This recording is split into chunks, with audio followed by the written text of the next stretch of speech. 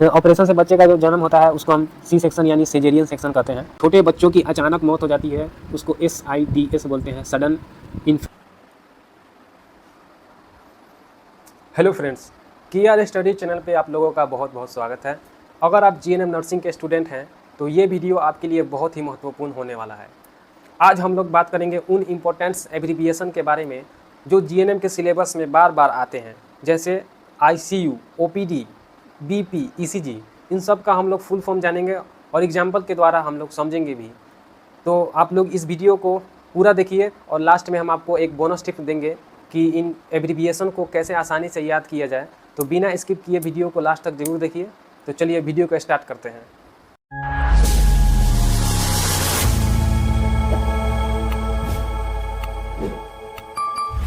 तो इस वीडियो में हम लोग समझेंगे कि एब्रीविएशन का मतलब क्या है। किसी बड़े शब्द या वाक्य का छोटा रूप को एब्रीविएशन कहते हैं। यहाँ पे हम लोग लाइन बाय लाइन एब्रीविएशन को देखने वाले हैं। तो सबसे पहला हमारा एब्रीविएशन है ABX। ABX का फुल फॉर्म यहाँ पे हो जाएगा हमारा एयरवे ब्रीथिंग सर्कुलेशन, यानी सांस की नली, सांस लेना और खून का बहाव। इसको ऐसे समझते हैं, एयरवे यानी सांस की नली, ब्रीथिंग यानी सांस लेना और सर्कुलेशन यानी खून का बहाव, यानी पेशेंट की जान बचाने के 3 बेसिक स्टेप्स। आगे बढ़ते हैं। अब हमारा है अब आर्टेरियल ब्लड गैस। इसको कहते हैं खून में ऑक्सीजन और कार्बन डाइऑक्साइड की मात्रा नापने वाला टेस्ट। ABX एंटीबायोटिक्स, बैक्टीरिया को मारने वाली दवाइयाँ। ACTH एड्रीनोकोर्टिकोट्रोपिक हार्मोन, एक ऐसा हार्मोन जो शरीर में तनाव से लड़ने वाले हार्मोन को रिलीज करता है। उस हार्मोन का नाम है कोर्टिसोल। आगे बढ़ते हैं। ADH एंटी डायूरेटिक हार्मोन, एक हार्मोन जो पेशाब बनने की मात्रा को कम करता है और शरीर में पानी बचाता है। AIDS acquired immunodeficiency syndrome, HIV virus से होने वाली बीमारी जो शरीर की रोगों से लड़ने की ताकत को कम कर देती है। आगे है हमारा ऑटोनोमिक नर्वस सिस्टम, शरीर के वे काम जो अपने आप होते हैं, जैसे दिल धड़कना, पाचन इत्यादि। अब है हमारा ARDS acute respiratory distress syndrome. इसका मतलब है फेफड़ों की गंभीर स्थिति जिसमें सांस लेने में दिक्कत होती है। हमारा अब आगे है ARF एक्यूट रेनल फेलियर या एक्यूट रेस्पिरेटरी फेलियर। इसमें क्या होता है, अचानक से किडनी का काम करना बंद कर देता है। अब आगे बढ़िए। AV का हो जाएगा हमारा एट्रियोवेंट्रिकल, यहाँ पे पेन नहीं चल रहा है, एट्रियोवेंट्रिकल हो जाएगा। एट्रियोवेंट्रिकुलर यानी दिल के 2 हिस्सों के बीच की जगह जो होती है उसको एट्रियोवेंट्रिकुलर कहते हैं। अब आगे बढ़िए। BAL यानी ब्लड अल्कोहल लेवल, जैसे खून में शराब की मात्रा ज़्यादा हो जाना उसको कहते हैं BAL blood alcohol level. BMR basal metabolic rate, जिसमें शरीर आराम की स्थिति में कितनी एनर्जी खर्च करता है उसको ही BMR कहते हैं। इसकी जांच भी होती है। BP को तो सब कोई जानते होंगे, ब्लड प्रेशर, खून का दबाव नॉर्मल होता है 120 से 80 mmHg। BPM beats per minute, 1 minute में दिल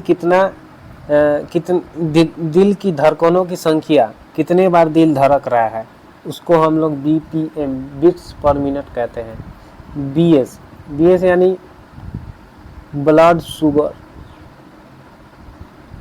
BUN ब्लड यूरिया नाइट्रोजन।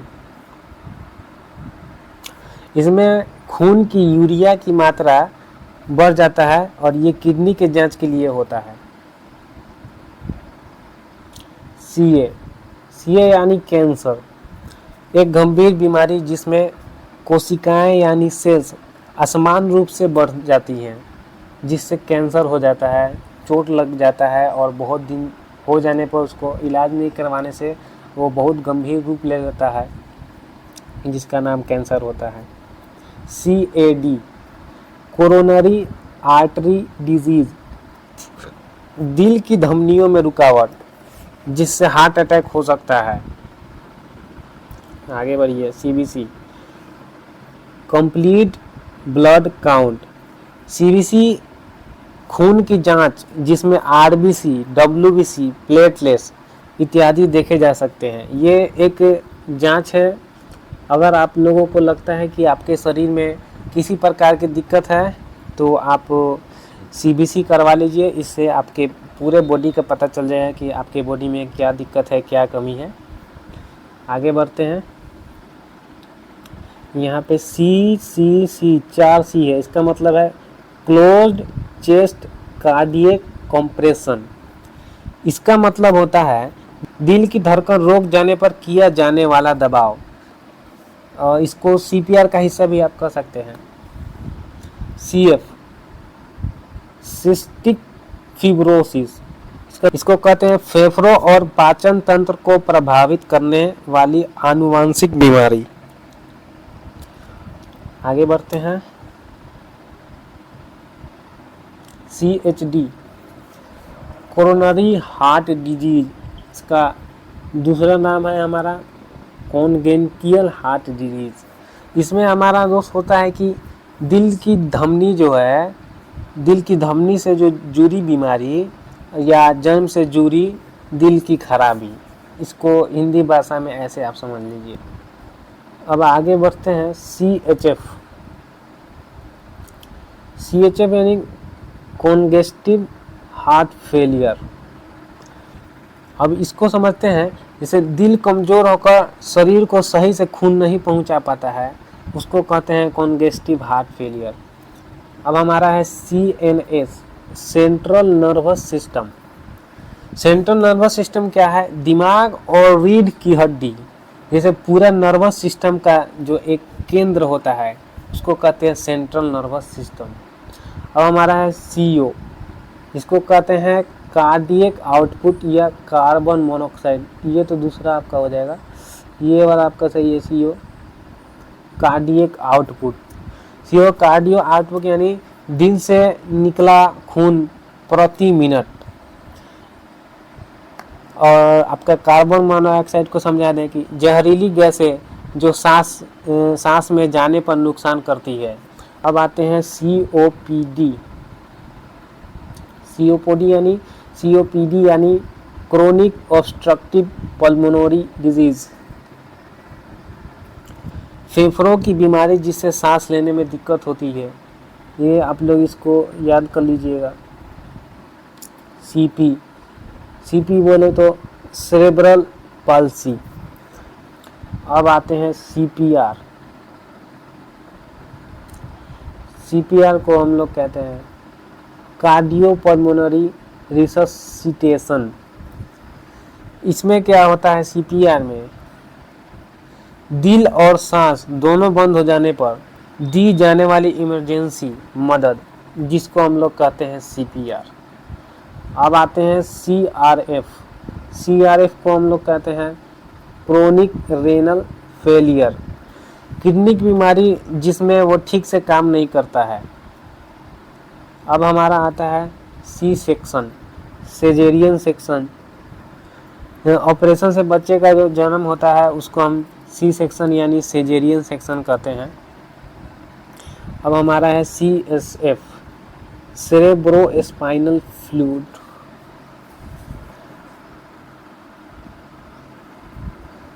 दिमाग और रीढ़ की हड्डी के चारों तरफ बहने वाला द्रव जिसको सेरेब्रोस्पाइनल फ्लूइड कहते हैं। CVP, central venous pressure. जैसे नसों में बहते खून का जो दबाव है उसी को कहते हैं सेंट्रल वेनस प्रेशर। अब आते हैं डीएनसी। डीएनसी यानी डाइलेशन एंड कोरिटेज। इसको हिंदी में हम समझेंगे कि जैसे डीएनसी क्या होता है, जो गर्भाशय होता है और बहुत लोग उसको नहीं चाहते हैं कि हम बच्चे को जन्म दें, तो वो 1 या 2-3 महीने के अंदर में ही उसको डीएनसी यानी गर्भाशय की सफाई करवा देना, उसी को डीएनसी कहते हैं। और फुल फॉर्म में डाइलेशन एंड कोरिटेज कहते हैं। तो अब आगे बढ़ते हैं। डीएम को हम लोग कहेंगे डायबिटीज़ मेलाइटस, और सेकेंड नेम इसका हो जाएगा डायस्टोलिक मुरमुर। इसको हम समझेंगे कि जो शुगर यानी डायबिटीज़ या दिल की धड़कन से जुड़ी बीमारी हो सकती है, डीएम डायबिटीज़ मेलाइटस। अब डीएनए आते हैं। डीएनए तो बहुत सारे बच्चों को मालूम होगा। डीएनए यानी डीऑक्सीरिबो न्यूक्लिक एसिड, शरीर की पहचान करने वाला आनुवांशिक पदार्थ। आगे बढ़ते हैं। DNR, do not resuscitate. DNR का मतलब होता है जैसे मरीज को दोबारा जिंदा करने की कोशिश नहीं करनी। डीएनआर। डीओए का मतलब है डेट ऑफ एडमिशन या डेट ऑन अराइवल, दोनों का मतलब सेम है हमारा। जैसे जब मरीज अस्पताल पहुंचते हैं, चाहे जिंदा पहुंचे या मृत पहुंचे, जितने टाइम पे वो पहुंचते हैं तो वहाँ पे एडमिट होता है, रजिस्टर रहता है, या लैपटॉप होगा चाहे जो भी हो, वहाँ पे रजिस्टर होता है, तो उसको कहते हैं डीओए यानी डेट ऑफ एडमिशन। डीएक्स यानी डायग्नोसिस, बीमारी की पहचान करना। ईएसएफ, एक्स्ट्रा सेलुलर फ्लूइड या एक्सटेंडेड केयर फैसिलिटी, शरीर के बाहर के तरल पदार्थ। ECG electrocardiogram. ईसीजी यानी दिल की धड़कन की जांच करने वाली जो टेस्ट होती है उसको ईसीजी हम लोग कहते हैं। ईडीवी एंड डायस्टोलिक वॉल्यूम, जैसे दिल में खून भरने की मात्रा होती है उसको ईडीवी बोलते हैं, and diastolic volume. Double E G electroencephalogram, ये क्या होता है? डबल ईजी का मतलब इलेक्ट्रोसेफालोग्राम, जैसे दिमाग की जो लहर होती है उसकी जांच, double E G electroencephalogram. Double E M electronic fetal monitoring, जो गर्भ में होता है उस बच्चे की हार्ट बीट जांच करना, उसको कहते हैं electronic fetal monitoring. EP ectopic pregnancy, इसका मतलब हो जाएगा बच्चा गर्भाशय के बाहर जो पल रहा है उसको एटोपिक प्रेगनेंसी बोलते हैं। ईआर एंडोप्लाज्मिक रेटिकुलम, आपातकालीन विभाग, इमरजेंसी रूम, एंडोप्लाज्मिक रेटिकुलम यानी। आगे बढ़िए अब।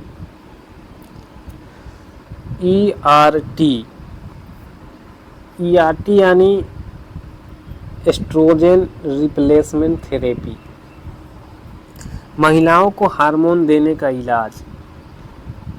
ईएसआर इरेथ्रोसाइट सेडिमेंटेशन रेट, शरीर में सूजन की जांच को कहते हैं erythrocyte sedimentation rate. ESV and systolic volume, दिल से निकलने वाला खून जिसको एंड सिस्टोलिक वॉल्यूम कहते हैं। एफएएस फेटल अल्कोहल सिंड्रोम, माँ के शराब पीने से जो बच्चे में बीमारी हो जाती है उसको कहते हैं fetal alcohol syndrome, FBG, fasting blood glucose.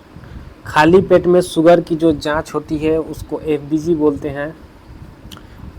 FSH, follicle stimulating hormone, एक हार्मोन जो प्रजनन से जुड़ा है उसको FSH बोलते हैं। आगे बढ़ते हैं।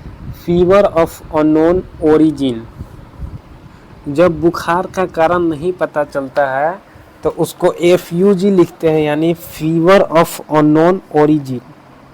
आगे बढ़ते हैं। FX यानी फ्रैक्चर, FX का मतलब यहाँ पे बहुत ही छोटा है। FX यानी फ्रैक्चर, जब हड्डी टूट जाता है तो उसको FX शॉर्ट फॉर्म में लिखते हैं और फुल फॉर्म में लिखते हैं फ्रैक्चर। अब यहाँ पे हम GB का फुल फॉर्म होता है गॉल ब्लैडर, पित्त की थैली, सबको जानते हैं। GFR, glomerular filtration rate, GFR kidney की छानने की जो क्षमता है उसको कहते हैं ग्लोमेरुलर फिल्ट्रेशन रेट। आगे बढ़ते हैं। GH, ग्रोथ हार्मोन, यहाँ पे ग्रोथ हार्मोन। GH शरीर की बढ़ने वाला जो हार्मोन होता है उसको ग्रोथ हार्मोन है। ये इम्पोर्टेंट है, आप लोग इसको याद करिएगा। इम्पोर्टेंट तो सभी है लेकिन ये मोस्ट इम्पोर्टेंट है। अब GI का मतलब है गैस्ट्रोइंटेस्टिनल, गैस्ट्रोइंटेस्टिनल जो पाचन तंत्र से जुड़ा हुआ है। अब आगे बढ़ते हैं। HAV, हेपेटाइटिस A वायरस, ये एक तरह का वायरस है। HB यानी हीमोग्लोबिन। आगे बढ़ते हैं। HBV, हेपेटाइटिस B वायरस, ये भी एक तरह का वायरस ही है। आगे बढ़िए। Human chorionic gonadotropin, human chorionic gonadotropin HCG, गर्भावस्था में जो बनने वाला जो हार्मोन है यही बनता है, ह्यूमन क्रोआइनिक गोनाडोट्रोपिन, इसको यही बोलते हैं। HCT, हेमाटोक्रिट, ये हेमाटोक्रिट क्या होता है? HCT जो है खून में लाल कणों की जो मात्रा होता है ना उसको ही HCT कहते हैं। अब यहाँ पे HCV है, हेपेटाइटिस C वायरस।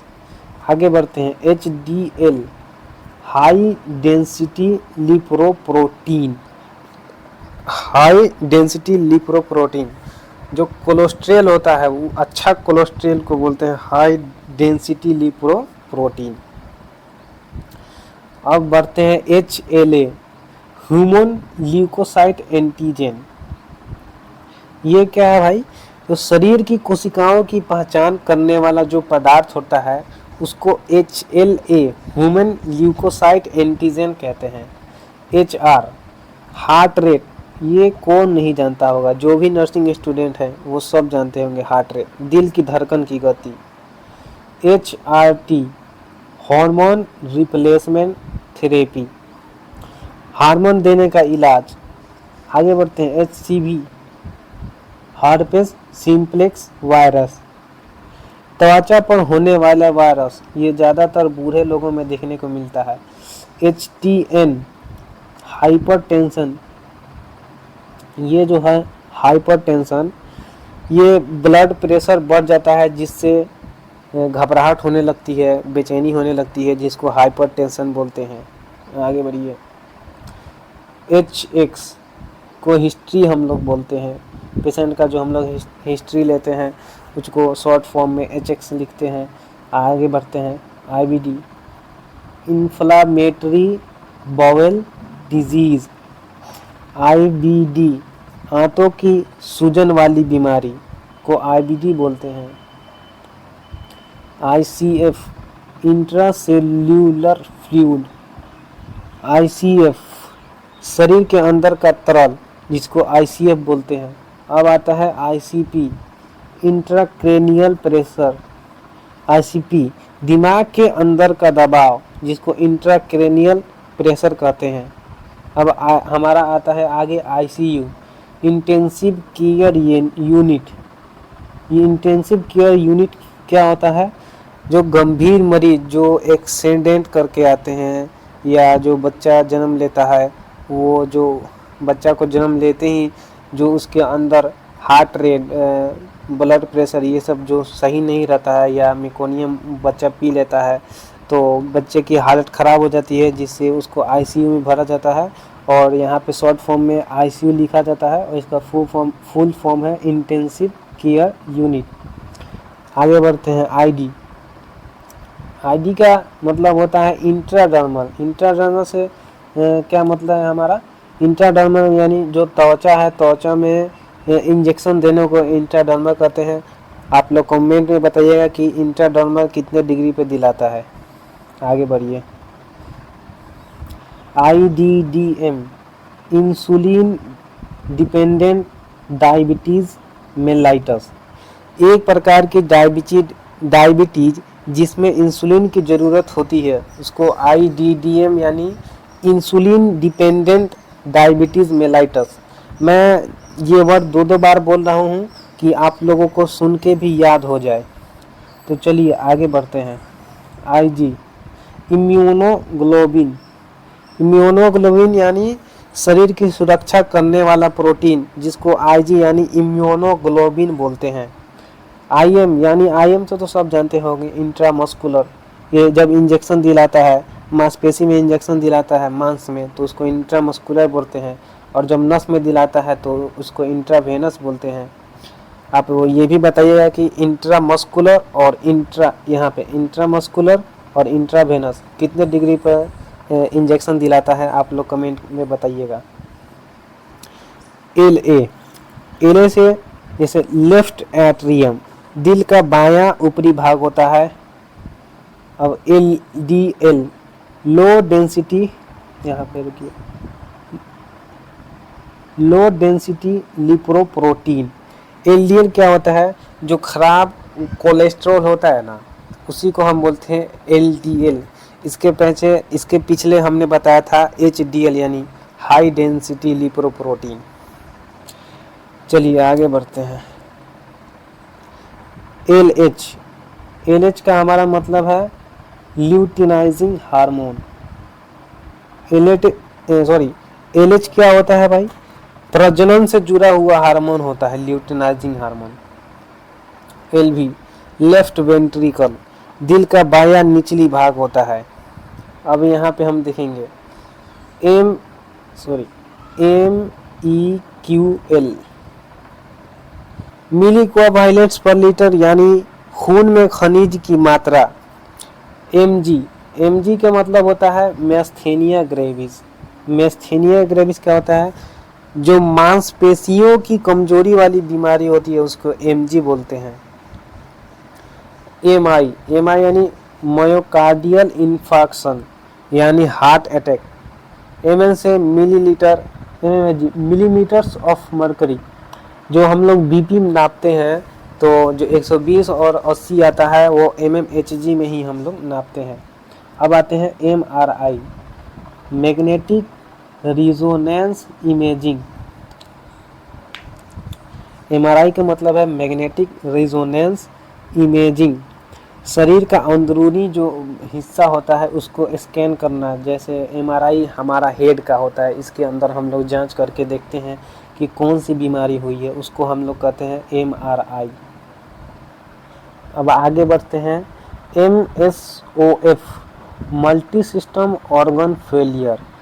MSOF यानी शरीर के कई अंग का फेल हो जाना, यानी एक ही बार में बहुत सारे अंग एक ही बार में काम करना बंद कर देना, जिसको मल्टी सिस्टम ऑर्गन फेलियर बोलते हैं। नाम से ही यहाँ पे पता चल रहा है।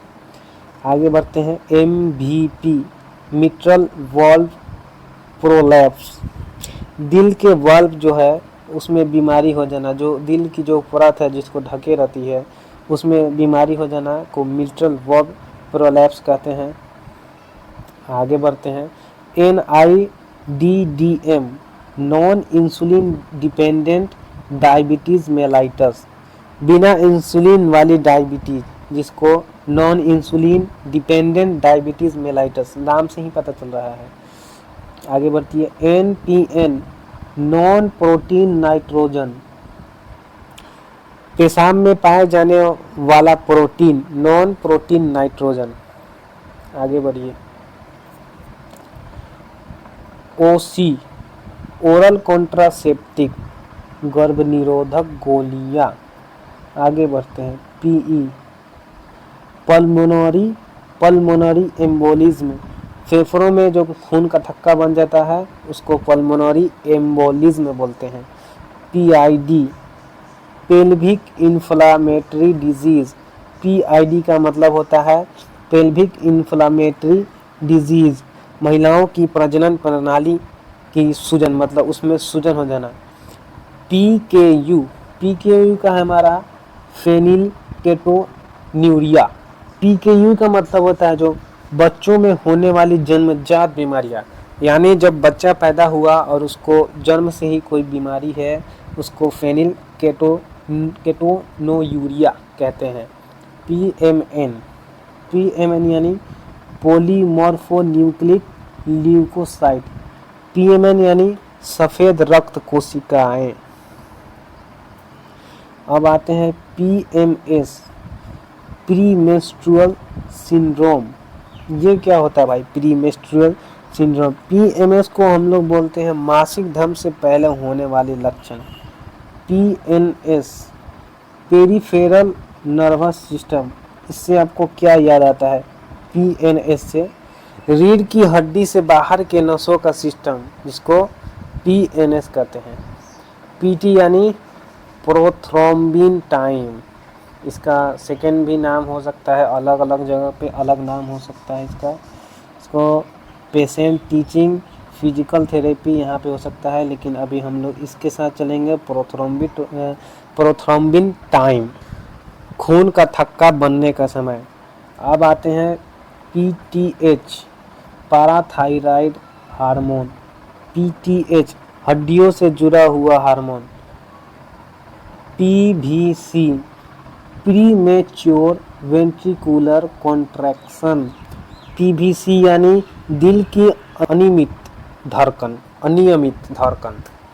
यानी धड़कन ज़्यादा हो जाना।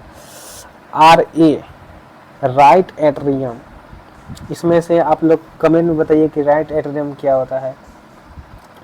RBC रेड ब्लड सेल, यहाँ पे सब बच्चे जानते होंगे रेड ब्लड सेल की जीवन काल कितनी होती है, आप लोग ये भी कमेंट में बताइए। RBM यानी रेड बोन मैरो, RBM हड्डी के अंदर जो गुद्दा होता है उसको ही रेड बोन मैरो कहते हैं। RDA रिकमेंडेड डेली अलाउवेंस, ये क्या होता है? RDA रोजाना की जो पोषण मात्रा होता है उसको कहते हैं recommended daily allowances. RDS respiratory distress syndrome, RDS सांस की गंभीर बीमारी हो जाना जिसको कहते हैं RDS। REM rapid eye movement, rapid eye movement से पता चलता है कि REM गहरी नींद का चरण हो जाना, ज़्यादा नींद आना या ज़्यादा देर तक सोए रह जाना। अब RH पे बढ़ते हैं। RH क्या होता है हमारा? रीसस एक खून का प्रकार है और एक साइंटिस्ट का भी नाम है। आगे बढ़ते हैं। RIA रेडियो इम्यूनो एस्से, RI का मतलब जो है खून में हार्मोन की जांच। आगे बढ़ते हैं। RLQ right lower quadrant, RLQ पेट का दायां निचला हिस्सा जिसको राइट लोअर क्वाड्रेंट कहते हैं। अभी सेकेंड पार्ट हम लाने वाले हैं एनाटॉमी के, उसमें इसको हम लोग अच्छे से पढ़ेंगे। आगे बढ़ते हैं। RNA रिबोन्यूक्लिक एसिड, RNA कोशिकाओं का एक घटक जिसको RNA रिबोन्यूक्लिक एसिड। RUQ अब आते हैं RUQ राइट अपर क्वाड्रेंट, इसमें होता है पेट का ऊपरी दायां भाग, RV राइट वेंट्रिकल, दिल का निचला दायां हिस्सा भाग, RX प्रिस्क्रिप्शन, डॉक्टर की दवा की पर्ची जो होती है उस पर छोटा सा में लिखा रहता है RX यानी प्रिस्क्रिप्शन। SA साइनोएट्रियल, दिल की धड़कन शुरू करने वाला हिस्सा जिसको साइनोएट्रियल कहते हैं। आगे बढ़ते हैं। SC सबकुटानियस, ये भी इंजेक्शन से जुड़ा हुआ है, त्वचा के नीचे इंजेक्शन देना। SCID